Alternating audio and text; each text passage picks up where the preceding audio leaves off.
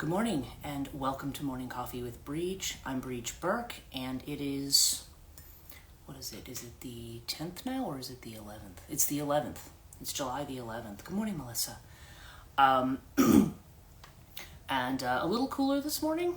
We did have thunderstorms last night and I think I woke up, well, last night was a very strange night for me. But I woke up several times in the night and it was, and I kept checking, and it was kind of rainy and a little bit of lightning. Not a major thunderstorm, not one where, everything shakes and, But I'm also a bit of phlegm in the throat this morning, so I hope I don't cough too much during this live stream. But it was, but this morning I checked, and while I wouldn't exactly say it's like if there was a breeze, it would be pretty good. But when I put my hand out the window, it wasn't the sticky hot mess that I'm used to experiencing outside on summer mornings. Right now, it's actually it's not bad. Probably if I went and walked around outside, it'd be a little on the wet side, but it wouldn't have that same humid, stuffy feel. Normally, the sky will turn like this white color, and now it's blue sky. So I was like, okay, well that's an improvement. We are now in a period called Dakshinayana, which is, I believe it might have, started yesterday. And Dakshinayana is as opposed to Uttarayana, which is the light half of the year, and this is moving into the dark half of the year. It's called Dakshinayana. Dakshina is really kind of a reference almost to the southern point. And interestingly, in Hinduism, the realm of death, where the god of death, Yama, is, Lord Yama, is actually in the south. A lot of times in Western mythology, we think of the underworld connections, especially when you read Babylonian, Sumerian, the biblical one, the different ones, even the Greek. The idea of the end lands, so to speak, are in the west, because that's where the sun sets. So that tends to be the most logical place. But in India, they're considered to be in the south, interestingly enough. So that's why it's called Dakshinayana, because it has to do with that, the way in which the earth is. Good God, sorry. Really, I feel like the earth is going to be tilting. Yeah, it's going to be tilting more away from the sun. So it tilts more towards the south. So, so we're going to be, so this is when, actually no, sorry, it is the other way around. Because they're going to end up having, when we're going to be having fall, they're going to be having spring, like down in Australia and places like that. Anyway, I don't know why I feel compelled to give a weather report in the morning. I'm not made up this morning. I actually do have just a very, low light filter on so that I don't look completely wasted, tired. And when I say wasted, I don't mean like alcohol wasted, just, I wake up and I was like, because as I mentioned, last night was really intense, and I'm probably going to talk a little bit about that just because it kind of shows it talks a little bit about the process and the path of transitions, and of course that's what I deal with people. And I think a lot of times people will go into healing work and they'll go through one session, they'll feel great, and they'll be like, oh, see, I'm healed, my work is done. Well, no, you're really probably just at the beginning. It's kind of like when the time I met my guru, the first time I met my guru, when I met her in New York, and I got on the train to go home after that, I literally don't remember anything about the train ride. It was like I was out of my body. I can't explain it. It was just really weird. And when I got home, the kinds of crazy dreams and stuff I had, it was like, oh my God, like there was a lot about her that convinced me of her legitimacy. And mind you, it's not like she was sitting there trying to convince me of her legitimacy. She didn't have to. She just sat there and you already knew you were in the presence of somebody. And then when, the more I would go to programs and stuff, the more I would sense the way that she was.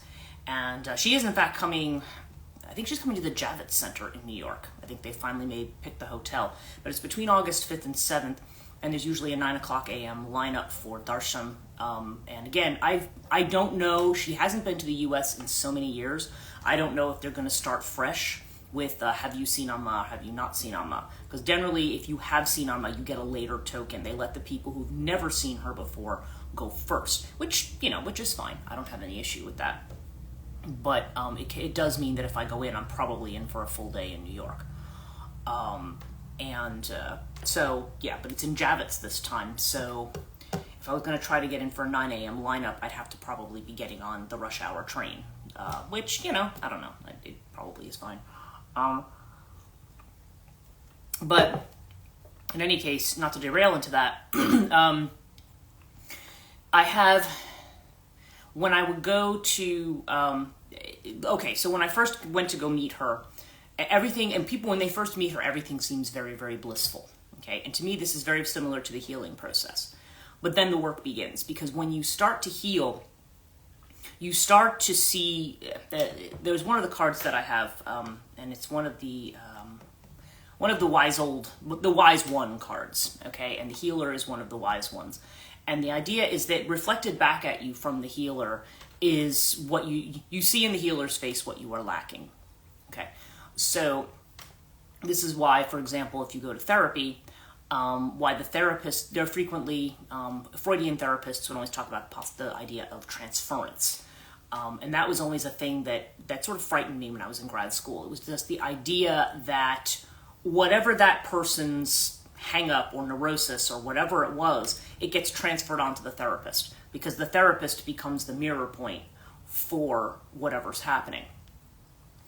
And that can happen as a healer as well. I mean, people, so I think people need to be careful that when they do go to somebody for healing, or when they go to somebody to try to work through something, like a coach like myself or something like that, it's not that we're going to come in, wave a magic wand, and make your life better.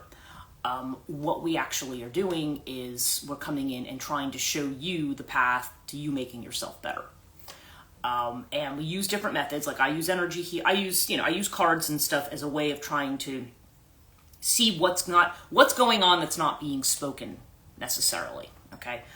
What's going on in the unconscious space? What's going on in the space of symbol and image? That's why I look at dreams. Like what's going on in that space?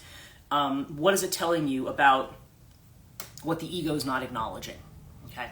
That's the first thing.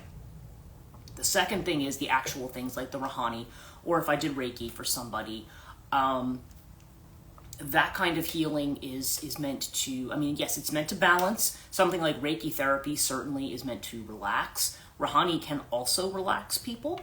Okay, it also has that mechanism of, because its idea is that it puts your chakras in line and in balance. But part of it too is when you actually decide you're going to undertake the serious work of healing your wounds. Now remember, we're all born with wounds. Okay, we're all born. We all have that Chiron wound in our chart. And for myself, like I'm Chiron in Aries. My sister's Chiron in Pisces. I know people who are like Chiron in Gemini. They're it depends on when you were born. Okay, and Chiron tends to be associated with one place for a very long time. So that's where your wound is. And depending on where Chiron is, that in your chart, that's the wound. And so the wound, so we come into life with some kind of a wound or some kind of a predisposition towards something that will be problematic for us. Now, Chiron in Aries is just the idea that somebody who works very, very hard and feels like they never see any result for it. Okay, or you feel like it's not acknowledged by people. Probably the ultimate Chiron in Aries moment that I think I had was when I was working for Fairleigh Dickinson University, and I worked on their system migration project. They were migrating from Endeavour Voyager to, or Ex Libris, and they were migrating to OCLC's World Chair Management System. I think that's what it's called. I think that WMS anyway. I don't remember anymore if I have the acronym right, but. And I managed everything right from the university financials, negotiating with the head of IRT, all the way down to the details. Now, my coworker, who is now in charge of the department that I left, is he also did a lot of work. I mean, he helped me with all the data backups. He helped me with all the analysis. Like we were there late at night before going live to make sure that if something failed, we had the things to give right back to the vendor and say, right, this isn't wrong. Dump this in, fix it. Of course, then the vendor gave us crap about that, and by the time that all got sorted out and rectified, it was really kind of too late. But in any case, we did get our money back on the implementation because they screwed that part up so royally. But anyway, in any case, that notwithstanding, I remember, because we also were removing another university that was part of our system. They were actually a college at the time. Now they have university status. And we were removing them from the system. And I remember that the director of that particular college wanted to have like a little celebration because they had moved to their own system and then we had moved to ours. And I'd actually worked with their librarian to deal with the data and everything. And she was fantastic. She's really on the ball. She did a lot of good stuff. But literally he had one issue with something that wasn't showing up right in one of the finders, and my coworker showed him how to do that. So we sat there at this celebration, and he decided he wanted to get up and thank everybody who was involved. He literally talked about my coworker and what a great job he did on this whole thing, and how we never would have been able to do it without him. My name was never mentioned once. Okay, that was a Chiron and Aries moment. Okay, that was a Chiron because I was already physically, mentally, spiritually just exhausted from the whole thing. And for him to do that, in a way, it doesn't really matter. And I remember talking to the librarian who works for him, and she's like, yeah, well, he does tend to focus more on the men. He doesn't tend to focus on stuff. It's not that he doesn't care about the work that women do, but somehow the men are the ones who get the thing in the... Anyway, it was what it was. And it's, in the grand scheme of things, it's irrelevant. But at the time, it was just literally, all it did was just kind of add fuel to what was already, for me, just like, wow, I have literally, like, put blood, sweat, and tears into this, and all I've gotten is either, whatever, like, no acknowledgement, no blow, or just blowback, because nobody ever likes it when you convert to a new system, because even if it's easier than the old system, somehow the new one sucks in every which way you can possibly imagine. So, anyway, there was that incident, and that's the one that I think has been kind of the focus of what I've been recovering from over these years. But last night, I kind of woke up and I had this moment where I started to, started to feel that frustration. Like, I'm putting a lot of work into something, and of course we've been talking a lot about giving, right? About Virgo, about giving and taking and setting boundaries and appropriate energy exchanges and stuff like that.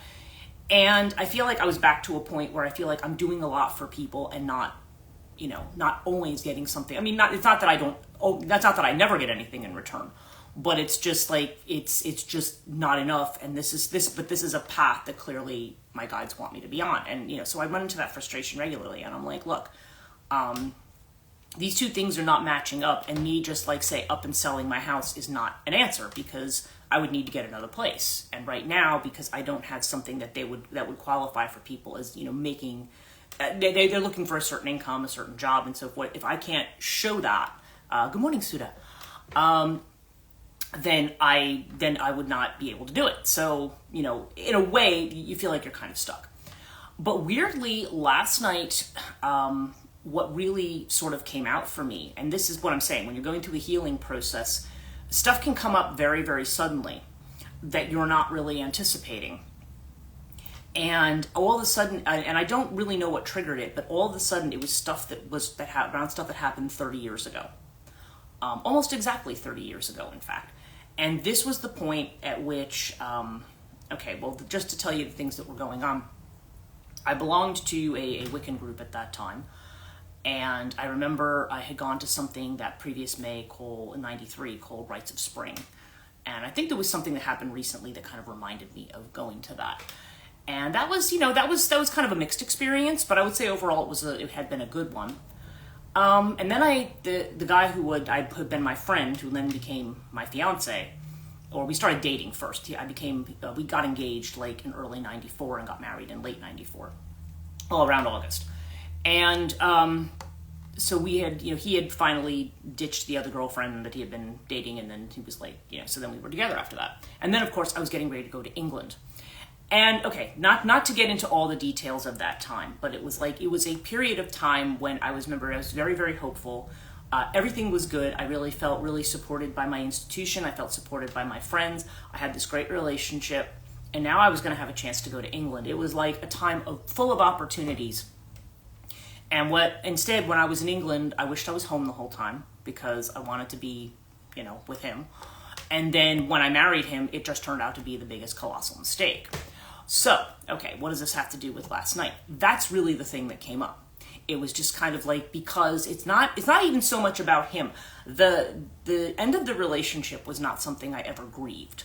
Okay, I never grieved it because there was nothing to grieve. It was like when he was gone, I was just like, good, just good. Like, have a good life. I hope, I hope you figure your crap out. I just don't, I was so happy to be free.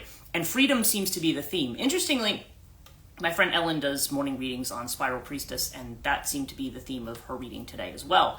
And the freedom card came up for me last night when I started to pull some cards on this.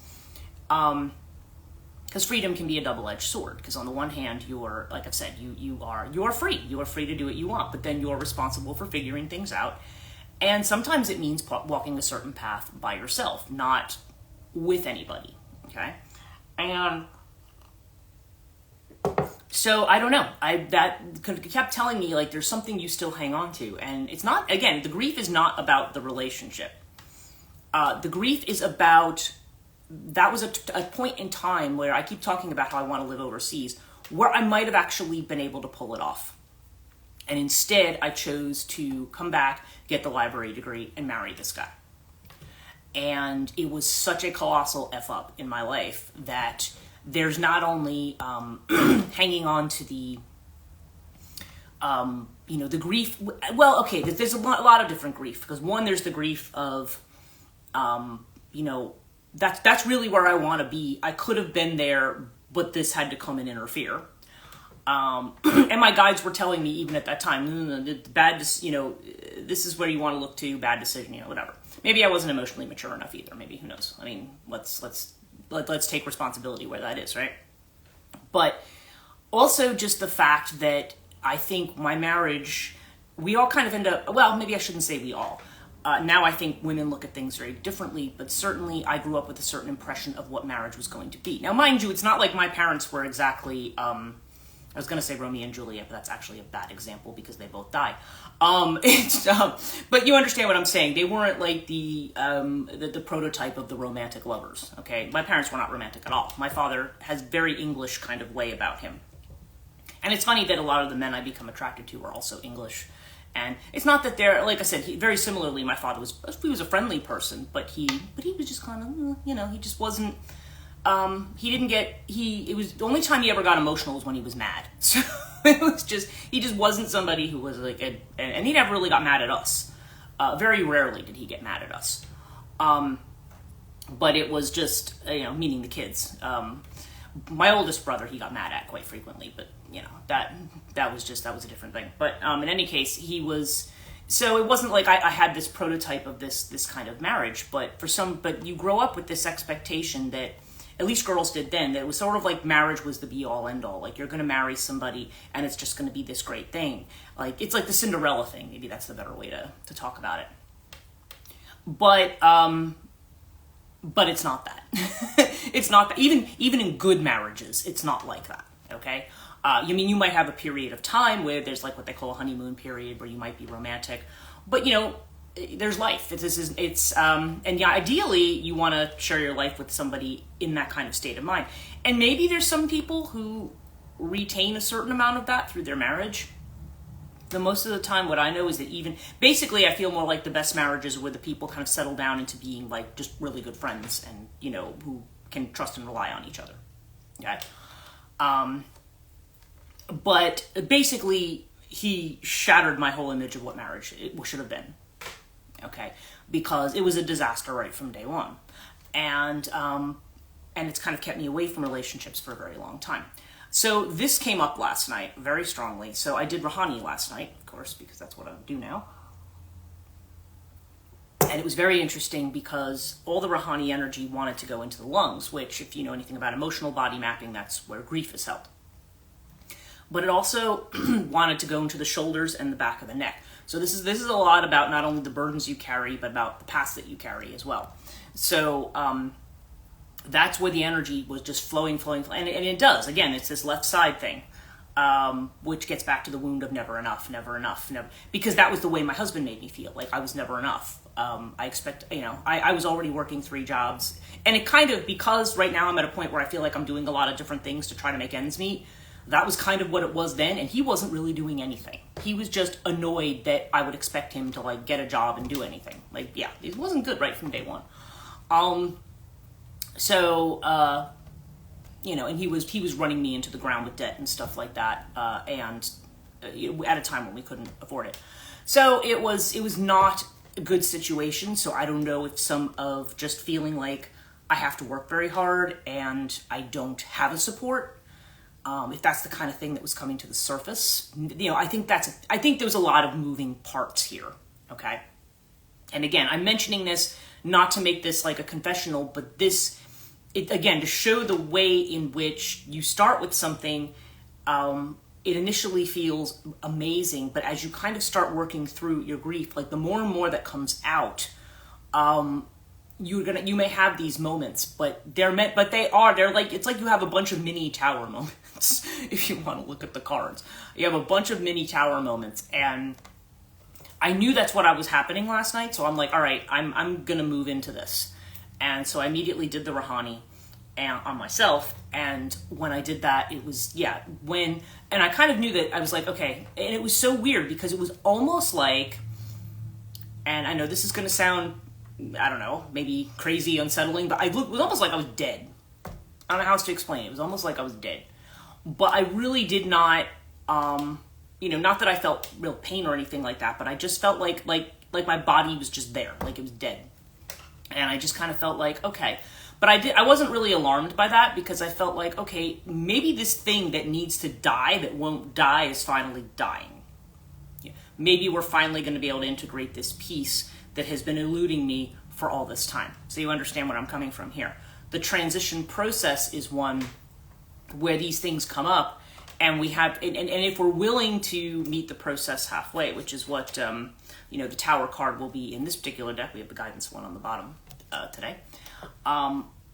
When we move into that space, sometimes, and again, everybody's different. Not everybody's tolerance for dealing with that kind of trauma is different. Okay, so I don't want to blanket say like, well, if you have it, you should just meet it head on. Some people, they're just like meeting it head on is too much.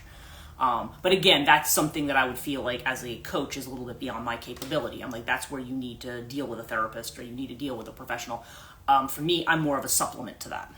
And I've always said that. I don't want to represent myself as being, I do have psych degrees, but I'm not going to represent myself as having an MSW or an LCSW or anything like that. Because, first of all, legally, that would be an issue. But secondly, it's just, like I said, I'm dealing more with the spiritual and the spiritual fallout of it. But this kind of stuff does come up. And so I did finally fall asleep because I was having a hard time sleeping. And I think my ex did come into my mind somewhere. I don't even remember what the dream was about. But then the weirdest thing happens. Now, occasionally I have these visions, and they're not always, it is very rare because normally when it comes to clairvoyance, I tend to more hear things or more like see images, but it's not like I necessarily see a clear picture forming in front of my face. Okay. I might see colors. I might have a thought or a feeling that suddenly gives me an inference about something, but I don't necessarily see this. So what I saw was like a backdrop of like stars, just like a galaxies, just stars. And then it was like this violet halo kind of appears, and this figure starts to appear in the middle of it. And at first I'm looking at it, and being I'm doing Rahani, I was thinking, or just doing Rahani, I was like, is this like Lord Melchizedek, who's kind of like the main overseer? But whatever the figure was, it suddenly transformed into Kali. And I was like, oh, it's a dancing Kali. And then it transformed into Shiva Nataraj, which is the dancing Shiva. Okay, and that's the Shiva. I have both of them actually on my altar over here. And they, of course, when Shiva, they both have to do with the dance of destruction. Okay. And in theory, it's the destruction of the universe, but it was like they're like doing the dance of destruction, both of them. And so it was very interesting that's literally what I saw in front of my eyes. Now, these are not the types of visions that I normally had. And with it, I kept seeing 721. So that is, I'm thinking, what's 721? Well, we're in July. And I remember Azrael had said something to me about the full moon, and that happens to be on 721. So I don't know. And I'm not saying, by the way, that this means the world's ending on 721 or anything like that. I have a feeling this could potentially be a more personal message about something that's coming to an end. but I don't know. It's more like the idea that something that needs to go is going to go, and we're shifting into some kind of a new space. Because when I pulled cards on it early the next morning, it was coming out with cards like the Sun. It was like, okay, yeah, you've kind of been through the thing, and now this is something that may move you into a new space. But always when you're in the beginning of a new space, geez, sorry. We always think that we're in the beginning of a new space, that like with the stars card, okay, or the star, we're going to wake up and it's going to be new possibility. The storm is over, and now we're just going to feel great about everything. But you still need time to process where you are. When they talk about the myth of Oedipus, or even when they talk about Odysseus, a lot of people don't realize in the Odyssey, what happens, I guess more or less, not quite the beginning of the narrative. The beginning of the narrative, we see Odysseus' wife and son, and his son goes off, Telemachus goes off and goes to where Menelaus is, and he goes to, and he goes to see Menelaus and Helen, and then he goes to see, I can't remember if it's Nestor. Anyway, some of the surviving people, he goes to them to try to find out what's happened to his father. But then we see his father stranded on this island, and when Athena and Hermes finally come to him and say, it's time for you to move, you can't stay here, you're not stuck here anymore, you have to move. The problem is Poseidon, the god of the sea, absolutely hates his guts, which is why he is stuck where he is.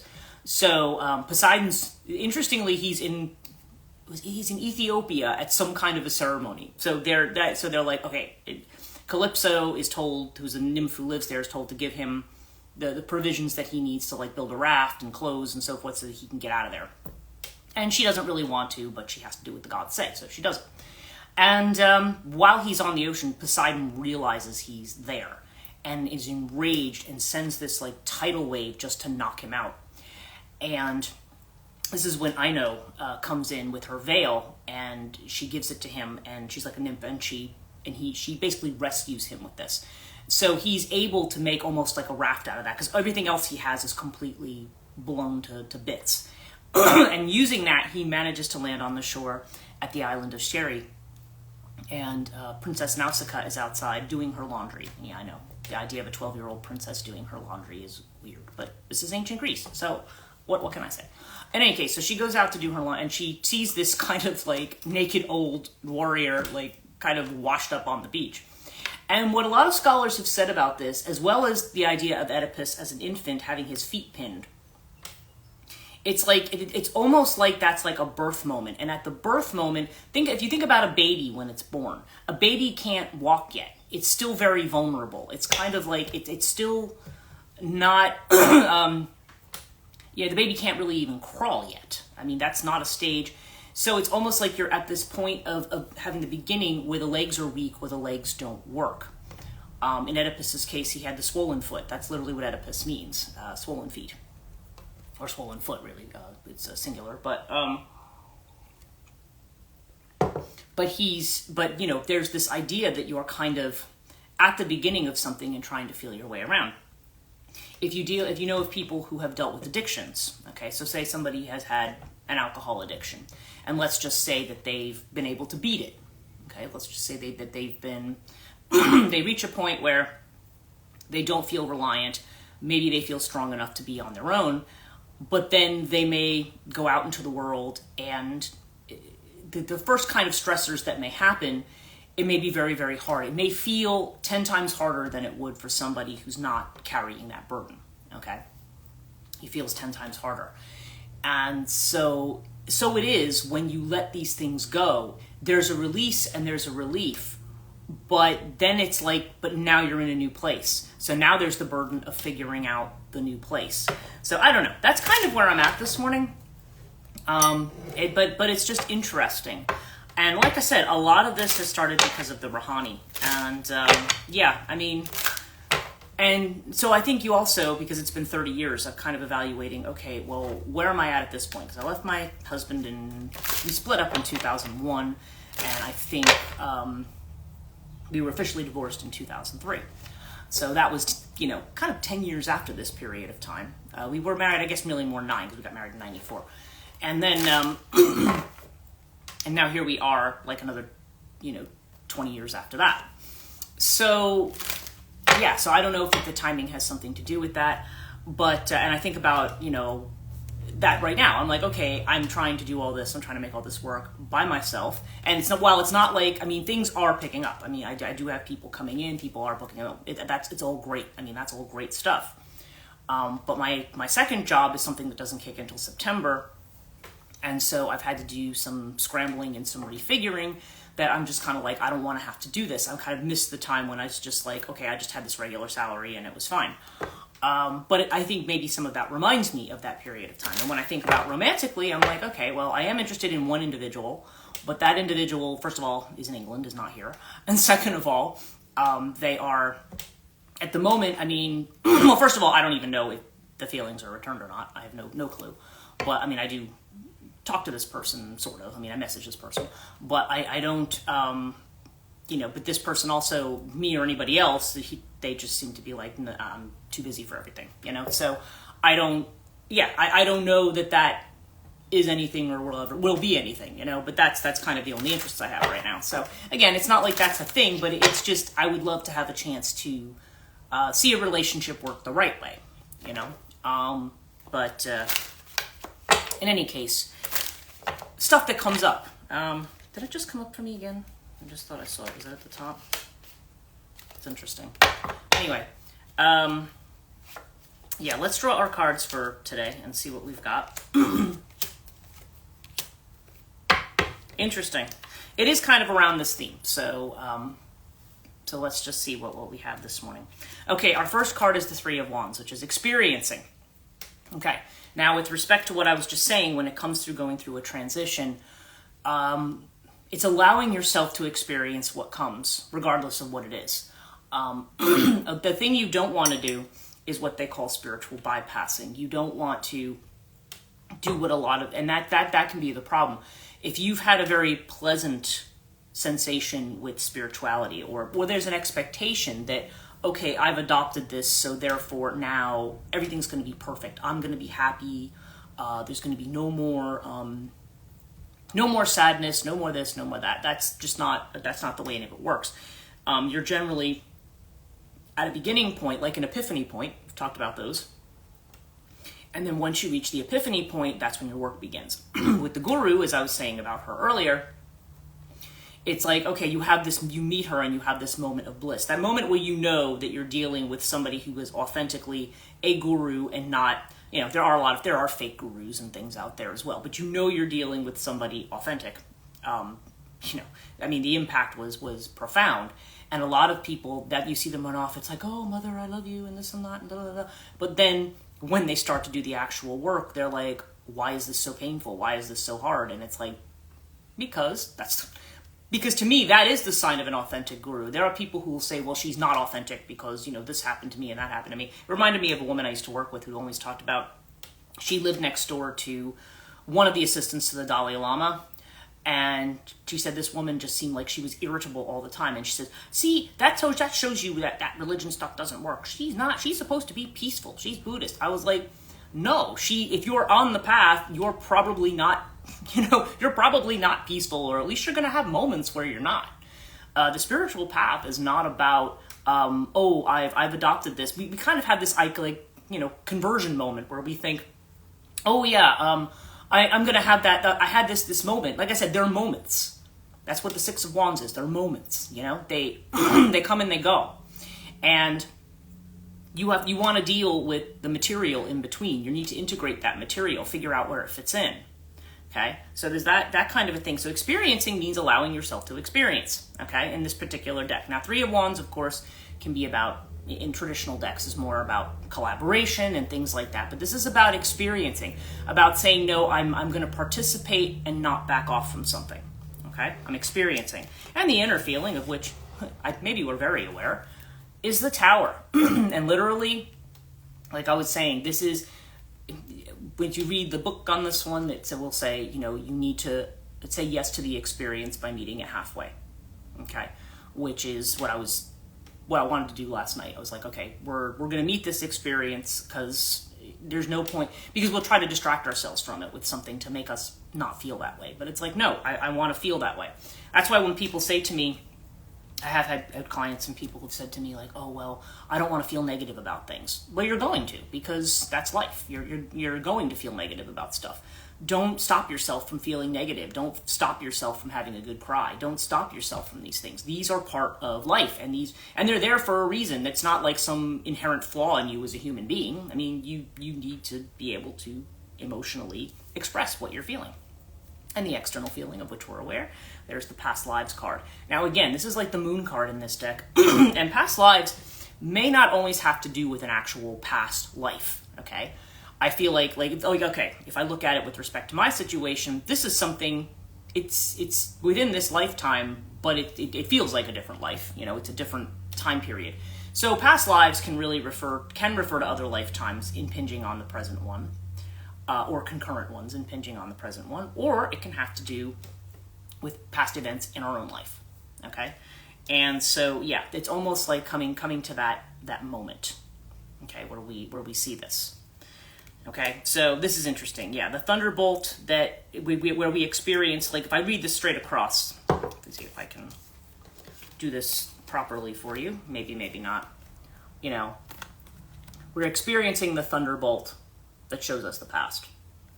Okay, so yeah, so that's kind of the thing. We see this thing, this thunderbolt that lets us see the past. So okay, so where does that leave us? So our advice here is the suppression card. Okay, again, releasing what is suppressed, releasing what you may have bypassed. And honestly, like if I take this example that I've just given you today, the bypassing is not so much necessarily that, I think the bypassing is more because there was such a relief around getting out of the situation that all the other pieces of it and what led to it and the guilt that you still feel, even though you did what, you know, I mean, as I said, people make mistakes. You make mistakes and then you go back and you go, well, that was a mistake. But, you know, you had, so doesn't matter, you know, your life will readjust its course. You know, what was the George Harrison song? Any road will take you there. I mean, you'll get there. I mean, it's not something to beat yourself up about, but we do. We think, oh, if only I had done this thing differently. It's the same thing that people do when there's death involved. Is that people will say, they'll look back at the person who passed away and said, oh, if only I had said this, or only if I had done this. If they're very grieved about the death, they might say, well, the doctor should have done this, or they should have done that. We always kind of look back at the should have. And there ends up being a guilt about it. And then certain people, you know, they end up feeling that around somebody's loss. And they feel like, or I should have done something else or done something different, and maybe they'd still be here. Well, most of the time, I would say probably 99% of the time, that just isn't true. Whatever's going to happen is going to happen, and you can't feel personally responsible for it. But it is an emotion that people go through. So in this case, I mean, yeah, I was younger and young, ambitious, and you know, I'm looking at it as squandering an opportunity that I had. But I don't know what my life would have been like if I had done things differently. I don't know. The possibility that I was going to make other big mistakes is just as likely. So, you know, it just kind of is what it is. But there may be that this kind of brings this kind of thing up. And our outcome here is Wheel of Fortune. There's change. There's natural change here. There's change, you know, change happens, and we have to go with it. So I just think this is I think this is really interesting. Out of 5 cards, 3 of them are majors. So this has to do with major change that's going on. Now, again, I'm doing this more by way of example, and I don't think this is a reading that's just for me personally. It's kind of illustrating the point of what is, you know, about this idea of the process of change. Because this confronting of the past is often a tower moment. It's a thunderbolt moment. And when it is, then, you know, really what it's saying is, really, the advice card's really kind of the one in the middle. What's that saying? You never ford the same river twice. Yeah, I think that was Heraclitus who had said that, or at least it's a tribute to him. Yeah, you never cross the same river twice. Yeah. that there's something different. Yeah, exactly. Funny that my grad school mentor always, PhD mentor always used to say that to me. You never cross the same river twice. Yeah, that is what it is. And and so, but this, I feel like, even though this is your outcome and this is your advice, in other words, don't suppress. Let suppressed material out, because it's saying, you don't want an explosion. You want to have this come out. And that's really the whole healing process. That's the Ten of Wands card. That's about letting go of the burden, is letting it come through by experiencing. Experiencing is really the thing you need to do. Okay? In this reading, that's the thing. The experiencing and meeting the process halfway. So it really does, when we see the Strength card coming up a lot, I think the Courage card has come up a lot in this as well in the past couple weeks. This is the having the courage to kind of be in that space where we allow ourselves to experience. And it does take courage, because, again, depending on what kind of stuff you have, that stuff may or may not be stuff that you feel, when it comes up, it may or may not be stuff that you want to deal with. If you'd wanted to deal with it, you probably would have. But we do tend to bypass things, and we distract ourselves from them, and maybe for very valid reasons. I mean, we have other stuff to take care of. We can't be focused on it. But or if I think back to like when my father passed away, that was a real tower moment for my mother, because she had predicated her last 10 years on taking care of him, and this can happen with anybody who's a caregiver. And then all of a sudden, that person's gone, and now it's almost like your whole life focus is going to change. And when you're in the midst of that change, it's like it's like I said, it's being in this new space and not knowing how to renegotiate that space, how to shift your purpose. And plus, the man she'd been married to for 60 years was now gone. So it was, so that was an adjustment for her. And a refocusing. And I'm not sure she's ever really successfully totally refocused, because she's it was like her very together, focused kind of thing just kind of went to pieces after he was gone. She's like, my sister didn't show up twice a week. I don't know. I'm not really sure what she would do. But she doesn't, she's just, she was that kind of threw her into this tower space. But, and then it's kind of like you're in a space where we want to bypass, or we want to distract. And maybe maybe initially when something's very painful, we need that just to kind of build our strength back up. But we're always going to kind of come around and face it and move through the process. And it's better, I guess, is the moral of the story, I guess, if there's a moral, is the best thing to do is to move through the process and not to try to say yes to it. Because by saying yes to it, the chance that you are going to now move beyond it and not just keep getting stuck in a loop and going back to it, is much better. It's much better that you'll be able to do that. And okay, experiencing. One other thing about experiencing. Experiencing is not intellectualizing. Experiencing is not just looking at it rationally and stoically and calmly. No, it's getting into the weeds of it. It's not just thinking about it and saying, well, yes, I had this experience because of this, and therefore this is the thing to do. No, it has to be experienced. Has to be experienced in the body. If you haven't experienced it in the body, it's something that may likely, like all the stuff on Mercury retrograde, it's likely to be the stuff to revisit you. So anyway, just interesting thoughts on processing transition this morning.